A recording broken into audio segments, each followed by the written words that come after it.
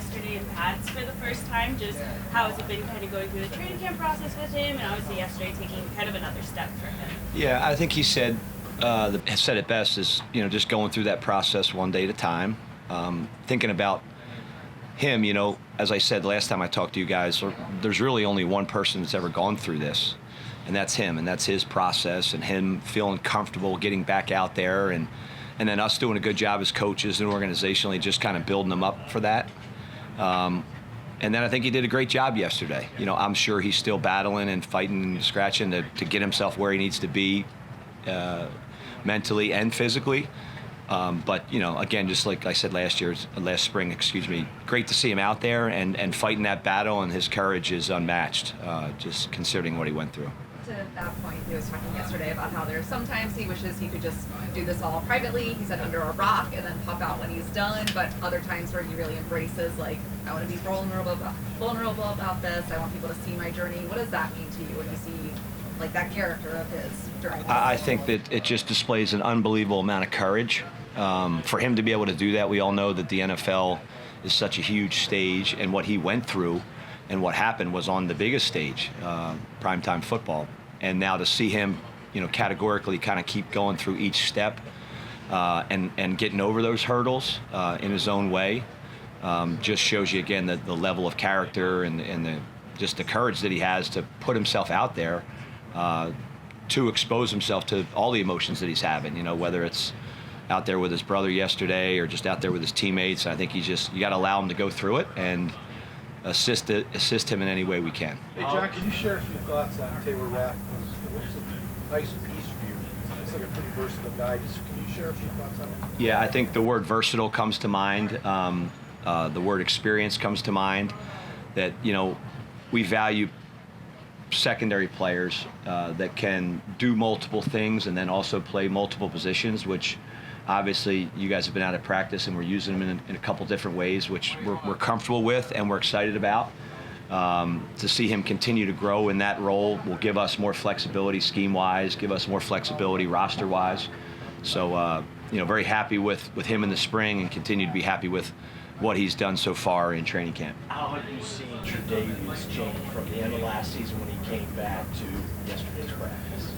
Yeah, obviously you guys are familiar with Tre'Davious as I am, and he's a very methodical, process-oriented, day-to-day guy that he has gone through his own struggle physically and mentally as well. That with each day, because he puts so much into it and puts so much time not only into his recovery, but also now in his process of getting back to being a top-tier corner, that you're going to see that level of comfort and then therefore that level of preparation and practice, and then that's going to lead to yesterday he got his hands on a couple footballs, which was encouraging for us. And so I think with him, with each step that he has, obviously consistently going up against Stephon Diggses of the world and the Gabe Davises of the world that I think are elite level receivers, and obviously against a quarterback like Josh, that exposure in practice I think is going to keep allowing him to get to that feeling of I'm getting back to where I need to be, and I'm playing at the level that we expect him to play at. So. How would you evaluate the battle at cornerback 2 so far? Yeah, I know that's I've been prepped on that. That's a huge topic of concern for everybody in the Buffalo Bills Mafia and media. But, right now we feel like we've got, 3 guys that all have their own unique skill set. And when we've been out there for now 5 practices, the reps are almost equal in terms of who's getting the reps with the ones and who's getting the reps with the twos, not only for their exposure with the first group and the first defense, but also the exposure against, again, top-tier wideouts like we have. So, we have a plan in place that every single day is a little bit different in terms of who gets the reps, who gets the exposure at that position. Encouraged with it, but obviously have a long, long way to go. We just got to August 1st today. Know we have one day at a time approach, but preseason games, tons of preseason practice to continue to evaluate that and see where we're at as we not only head into the beginning of the season, but obviously throughout the season as well. There's got to be a level of performance that we can maintain in season. Coach, I've noticed Kaiir having an impact. Say it again, I'm sorry, go ahead. I've noticed Kaiir on more than a couple of occasions making some nice plays. I mean, what have you seen in him from last year and through the offseason, and how much progress, what's your sense of the progress he's been able to make? I think one of the things with Kaiir that we all have to understand, and me specifically as a coach, is you're always trying to figure out what that player does best. As I said earlier, you know, if you compare him to Dane, to Christian Benford, they all have different skill sets. And the thing that, you know, Kaiir really does best is play at the line of scrimmage. And his ability, his length, his size, his strength, the more he's able to get his hands on a wideout, the higher level of success that he has. So putting him in positions on our defense where he can do that, and then emphasizing that while trying to develop some of his play in space, but realizing that, okay, this is what he does best, and all those plays that he's made so far this camp, whether it be in one-on-one situations, which he's done a nice job of in our individual one-on-ones, or in team, have been when he starts at the line of scrimmage, can contest the wide out, he can minimize the space, and he's done a nice job of that so far. So we like him, like all the other guys, just got to keep emphasizing that and figuring out ways to try to allow him to be in the most comfortable position within our secondary. Coach, early last season, you guys platooned some of the younger guys at the corner spot. Maybe that was a byproduct of not having Tre'Davious. Could you foresee a situation where maybe that role continues to get platooned if no one definitively separates themselves? Yeah, you know, that's a very unique and challenging thing that we've actually done for years. You know, we've done it, I think I've been here 5 years. We've done it with Levi a little bit throughout his career when Levi was here, and then we did it last year at times. Ideally, in an ideal world, you're playing two corners that are locked into the game, because obviously, let's just say if you're rotating series, one corner may not see what happened in the previous series, so you might not be able to make that adjustment physically, even though I may go over it with them. It's just spatially. But at the end of the day, every decision we make is based on what do we think currently is going to help us win that game.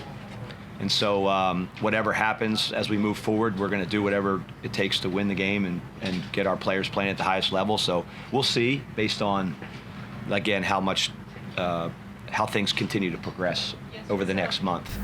Yesterday during the one-on-ones between Kaiir and Diggs, there was some spirited conversation after, but what is that level of competition in training camp in this one-on-one stuff, doing for this entire time?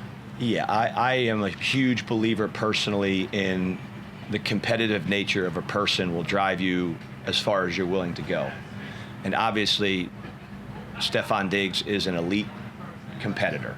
And in order for us to have success against him, our guys have to be the same way, not only from a physical standpoint, but from a competitive standpoint. I'm that way. I'm just not good enough to cover Diggs.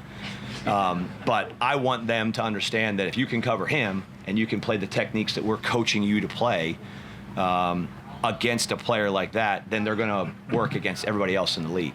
And so, yes, the spirited competition of training camp and the beauty of how Sean structures practice, we do that throughout the whole year. And so those guys are getting those competitive reps constantly. And again, if they can measure themselves up against who I think is one of the best, if not the best receiver in the game, then they can do that when they go out there on Sundays against anybody. And I love that competition. I'll get myself involved in it a little bit, so it's just part of the fun and the enjoyment of training camp. Just to clarify on the hot topic of CB2, while understanding that it could change throughout the season depending, do you have an ideal timeline of we want to make the decision by now to get this person reps?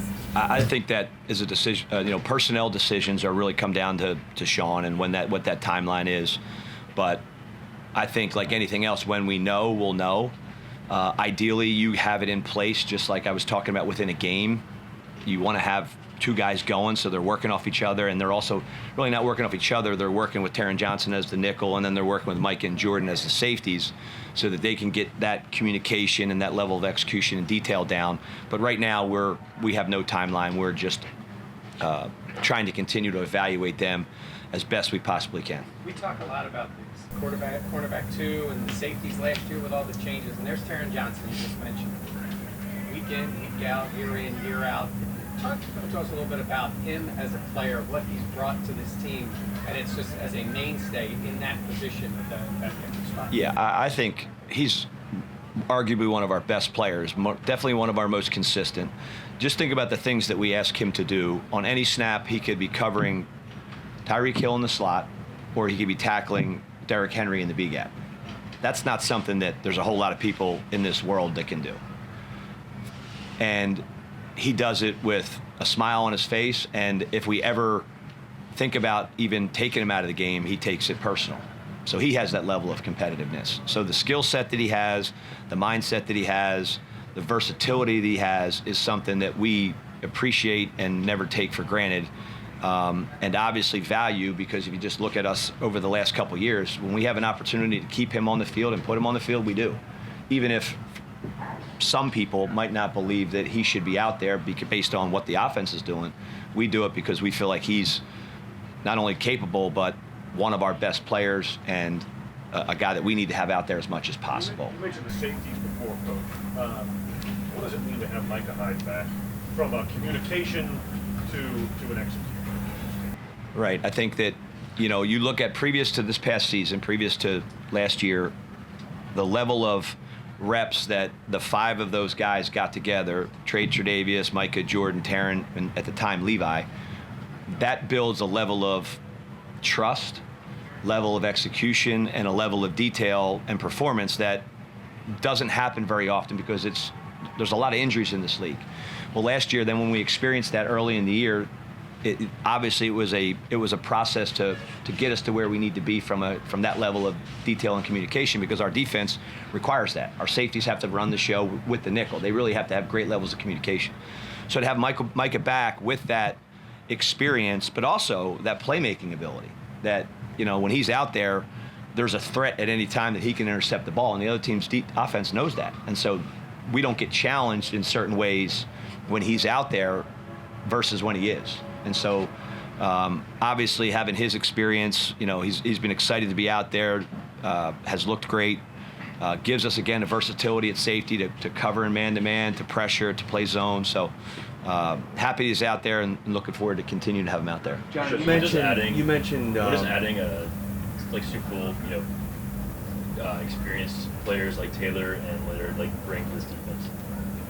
Yeah, anybody that's been there has gone through the process and the journey of understanding what it takes to get there. I really can't comment on Leonard just because he's a defensive lineman. I just know that when he's been out there, he looks pretty good to me, and we love rushers. And then obviously Taylor having been through that, just, whenever we bring a player in from a standpoint of who they are as a player, we also kind of debrief them on the experience that they've lived in the NFL. And maybe there's certain things that they did at the Rams that we don't do from an organizational standpoint or a meeting standpoint or a drill standpoint, that we're always like, hey, if we feel like we can apply that, we do that with every DB we bring in. But also, maybe there's a process-oriented thing along the journey of a long season that he could provide. So obviously anybody that has that level of experience at a program that's won it, we value that, and we try to incorporate anything we can. John, you mentioned Kair's strength being playing at the line of scrimmage. With Christian and Dane, is their strength playing in space, and what are some of the little nuances to their game that allows them to succeed there? Yeah, if you're talking about Dane obviously experienced, has seen a lot more than those guys have seen. Dane is I would say a well-rounded guy that where I don't want to get into comparatives here, but Dane can play with space a little bit more, can play off and bail, has a little bit more visual and ability to see the things that are going on. Very tough kid. 2 years ago, prior to him hurting his neck in the Titans game, the year before that, I believe if you look at the analytics, was I think the number 1 or number 2 run game tackling corner in the NFL. So he's a tough kid. That obviously we expect him to get back to that level. And then with Christian Benford, he's strong at the line of scrimmage and can play off. I think one of the things with him is everybody looks at where he played his college ball, and that to me at this point is irrelevant. How is he doing here with us? And an elite level of processing that we just never really knew as a player in terms of his ability to take what we're coaching and what we're walking through and immediately apply it to what he's doing on the field, and then what the offense is doing, and very quickly process what's happening. I would say that's probably it's a very unique and strong trait of his. And then physically, just a big, strong guy that tackles. And so they're all kind of very unique in their own way, but all battling for that spot. What are your early impressions of a player like Alex Austin? Late round draft pick, only DB in the class. How has he assimilated with the veterans? Yeah, he's adjusted and come in and made some plays. Tough kid. He had a nice blitz rep yesterday. Getting a lot of reps because we've only had 6 guys, and so he's getting all the reps with the third group. Him and Jamarcus have been doing a nice job. Definitely fits our culture from a standpoint of the skills he has, and then the mindset and the toughness and the ability to process as well. So he's smoothly moved himself right into the mix of just being evaluated, and looking forward to seeing how he continues to do so. Sean talked about Christian as having a bit of an advantage coming out of college because he had familiarity with the system. And on the flip side, Kaiir may be a bit of a disadvantage because he had to learn that. Mm-hmm. Is what you guys do system-wise, scheme-wise here more involved so that learning that system is more a requirement to be successful here than most places? Yeah, I don't know. I can't comment on. I've only been to 2 places in the NFL, and I've coached a lot in college. This is my 10th season, but I would say that what we ask our guys to do, we definitely put a level of processing and execution and learning into them. I mean, when we go out through the evaluation process, a lot of it is, they're always asking us, can he learn? Can he play in this system that you're making multiple checks and you're doing certain things? So, yes, I would say that's a very, very important part of it. Obviously, as a corner, you have to be able to play at the line of scrimmage. You have to run. You have to be physical. There's certain physical traits that you have to have. That if you're maybe learning-wise not an A+, we can work with that. But the smarter you are, the more you can adapt and the more you can process, obviously the better, because offenses are not making it easy on us anymore. They don't make it easy on it from a personnel standpoint. And you look at all the best offenses in the league, they're moving, shifting, jetting, doing tons of stuff to mess with your brain on every snap. So you've got to be somebody that can handle that. Speaking of offenses making it hard personnel-wise, you have veterans on this team in Jordan, Micah, Trey, who have gotten similar looks with the personnel in this offense over the last few years. This year, the personnel is quite different with what you're able to do. How does that help you guys as veterans being able to rep against that in practice every day? Yeah, I think that a lot of times when we show our guys post-practice tape, it's not like, hey, this is what Josh and Diggs and Kenny are working on. This is stuff we're going to see. And so, especially with the veteran guys, with the younger guys, you're still really like trying to teach them the defense and trying to teach them, okay, this is what you have to do. Stop worrying about everything about the offense. But then when you're talking to Micah, Jordan, and Taron, okay, like I get the fact that you guys, at this point, we've gone over this one call in your career 5,000 times. Like they get to the point where they're like, ugh. But then you have to be able to say, okay, this is how this call applies to what maybe the Dolphins are going to do or what we think the Jets might do with their offense and some of the concepts that they'll use. So definitely there's a leveling of this where you're within the same meeting, you're talking to some guys a certain way, but the guys that are more experienced a more different way, where you're still trying to get them ready for what might be coming down the road in September and October. Because usually the things that are trending within your offense are going to trend throughout the league, because those offensive coaches have been studying that the whole year as well. So there's a level of that. Last one, okay. Did losing Micah for so much last year change at all how you view the safety position behind Jordan and Micah? Like, what are you kind of looking for? Are you looking for players who can fit into both of their spots, or I don't know? How do you view that spot? Yeah, I mean, we have a certain evaluation criteria, whether it's the draft or whether it's free agency, that we want them to be a certain way if we can. But then obviously once you have injuries, your pool of options is restricted. And then obviously Micah and Jordan are elite level players. And while we're trying to get as many people like them, their backups are not them. So then you have to make the best of what you have, whether last year it was Damar or Taron Johnson or whoever's going to Cam Lewis. And then you have to be smart enough and detailed enough as a coach to understand there's certain strengths that they have that, Micah has. They don't have that Micah has. So you have to be smart about it. And but at the end of the day, we're paid to win games, and we got to make it happen. If I can make one follow-up super quick.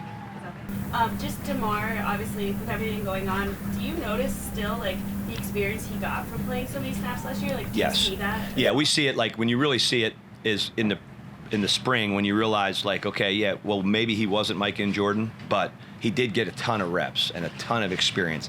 And it shows up immediately right away back in training camp, and then we were on the field in OTAs, some of the things that, he just had 900 more reps than everybody else, and every rep matters. And when you get to that level of how many of them, his ability to disguise and his ability to process the defense, yeah, the more you play, the better you're going to be at that.